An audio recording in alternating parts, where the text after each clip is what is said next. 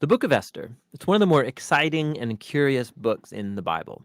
The story is set over 100 years after the Babylonian exile of the Israelites from their land. And while some Jews did return to Jerusalem, remember Ezra and Nehemiah, many did not.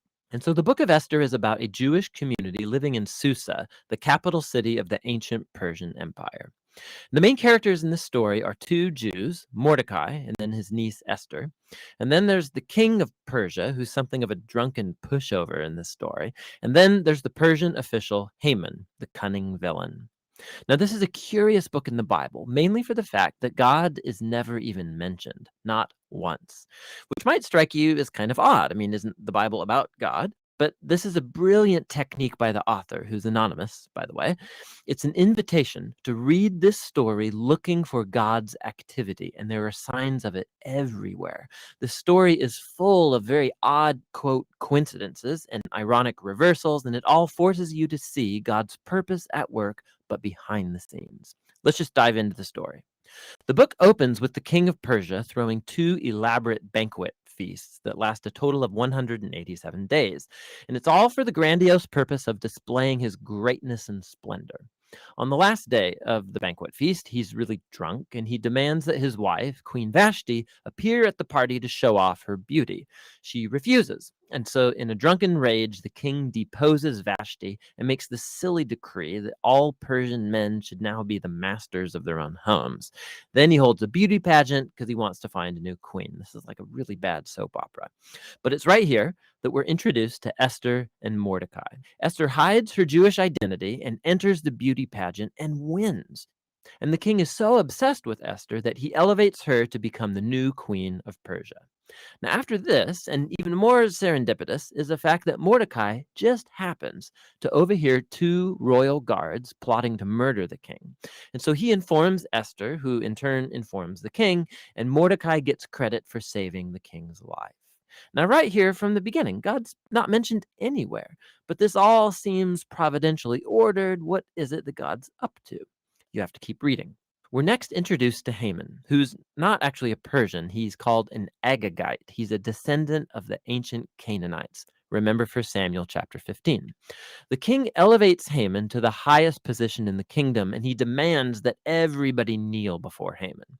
Well, when Mordecai sees Haman, he refuses to kneel, which of course fills Haman with rage. And when he finds out that Mordecai's Jewish, Haman successfully persuades the king to enact this crazy decree to destroy all of the Jewish people. And to decide the date of the Jews' annihilation, Haman rolls the dice. A die is called pur in Hebrew. Tuck that away for later. 11 months later, on the 13th of Adar, all the Jews will die. Haman and the king then have a drinking banquet to celebrate their really horrible decision. So the focus now turns to Mordecai and Esther, who are the only hope for the Jewish people.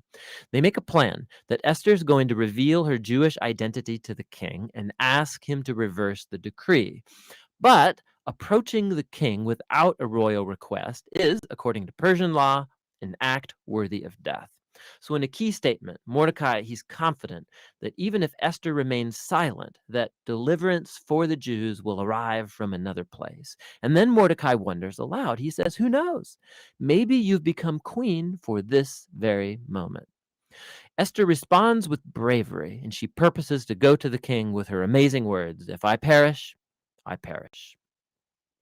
Now, in what unfolds, we watch the ironic reversal of all of Haman's evil plans. So Esther hosts the king and Haman at a first banquet, and she says that she wants to make a special request of both of them at an exclusive banquet the following day. So Haman leaves the banquet totally drunk, and he sees Mordecai in the street. He fumes with anger, and he orders that a tall stake be built so that Mordecai can be impaled upon it in the morning. It seems like things can't get any worse for the Jews and for Mordecai. But all of a sudden, the story pivots. It just so happens that night, the king, he can't sleep, and he has the royal chronicles read to him for good bedtime reading, and he just happens to hear about how Mordecai had saved the king's life. He had totally forgotten.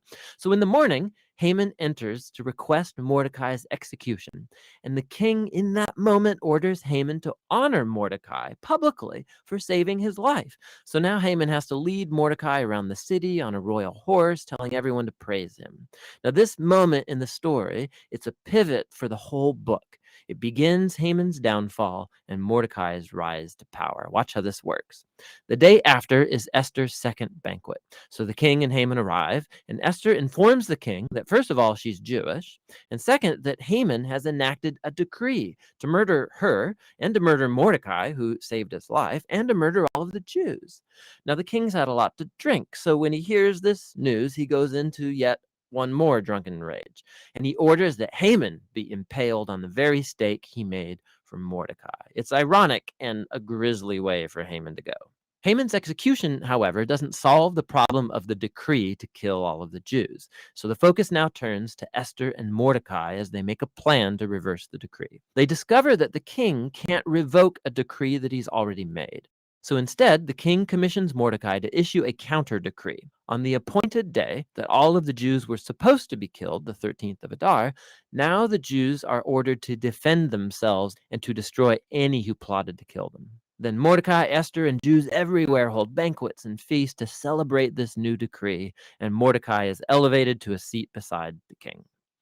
Eventually, the decreed day comes, and the Jews triumph over their enemies. First, they destroy Haman's family, and then any other Persian officials who had joined in Haman's plot. And then on a second day, they get permission to destroy any who plotted against them throughout the entire kingdom. This results in joy and celebration as the Jews are rescued from annihilation. The story then tells about how Esther and Mordecai established by decree this annual 2-day feast of Purim to commemorate their deliverance from destruction. And the name of the feast comes from Haman's dice. Remember, Purim. The book concludes with a short epilogue as Mordecai is elevated to second in command in the kingdom, and we are told now of his royal greatness and splendor as the Jews thrive in exile. Now, step back. Notice how this whole story has been designed. The story was full of moments of ironic reversal, but we can now see the whole story is structured as an ironic reversal, right down to the details. So the king's splendor and feasts and decrees are mirrored by Mordecai's splendor and feasts and decrees at the end. Esther and Mordecai, they first saved the king, but now in the end, they save all of the Jews. Then you have Haman's elevation and edicts and banquet that gets reversed by Mordecai's elevation and edict and banquet. And then at the center, you have Esther and Mordecai's planning scenes, and then Esther's two banquets that act as a frame around the greatest moment of reversal in the whole story: Haman's humiliation and Mordecai's exaltation. Beautiful. Another fascinating feature of this book is the moral ambiguity of the characters. There's a lot of drinking and anger and sex and murder, of which Mordecai and Esther are a part, not to mention their violation of many commands in the Torah, like marrying Gentiles or eating impure foods. And so the story's not putting Mordecai and Esther forward as moral example, as if it endorses all of their behavior, but they are put forward as models of trust and hope when things get really bad. And so the book of Esther comes back to that question with which we began: why God is not mentioned. The message of this book seems to be that when God seems absent, when his people are in exile, when they're unfaithful to the Torah, does this mean that God is done with Israel? Has God abandoned his promises? And the book of Esther says no. It invites us to see that God can and does work in the real mess and moral ambiguity of human history, and he uses the faithfulness of even morally compromised people to accomplish his purposes. And so the book of Esther asks us to be willing to trust God's providence even when we can't see it working, and to hope that no matter how bad things get, God is committed to redeeming his world. And that's what the book of Esther is all about.